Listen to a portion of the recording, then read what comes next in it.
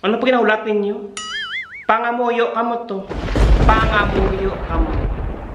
Kay diri sa akong channel, diri ka mo mayawyawan, pero wala diri ang kabastusan. Kung makita naman ni Jose Rizal, malungo-lungo na lang siya kahit siya naman ang napaslawan sa niya ginhambal ng kabataan ng pag-asa ng ating bayan. Pero, para sa inyong mga kabataan nga mga matarong, padayon ka mo. Hindi pagpamarisan ning mga kabalan. Ready na? Pati do pongko plastar pamati. Kay subo nga punto por punto mawaswasan ang apat ka mga kabalan nga mga kabataan. Unang punto. Ante ang mga bata nimo ari naman diri nagabinastos. Diin ang respeto sa ilang nga kaugalingon. Nami ka mo pang seminaron. O kon, ibutang sa kumbento kag digto, hindi pa kaunon. Kani man lang inyo narealisar, nga kada uba ninyo sang inyo nga bayo, daw ginhaboy ninyo inyong dignidad. Kada uba sang inyo nga bra, daw ginhaboy ang respeto sa kaugalingon. Wala ka mo nahuya, nga nakita ang tanan ninyo nga karagalan. Ikaduha nga punto. Na dira ka mo sagad, magpauyog-uyog sang inyo nga mga susula. Mag-video, mag-TikTok, magpauyog-uyog, tanan na lang naga-ilinuyog. Ayambot na lang sa mga kabataan. Amo na lang ginang inyo nga nabalaan.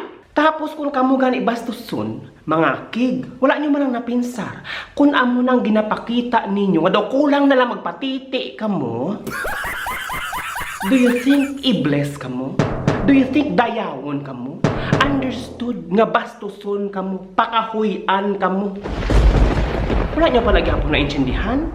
Kung ano katakos ang dughan ninyo, amo man kakalong sang utok ninyo. Katatlo nga punto.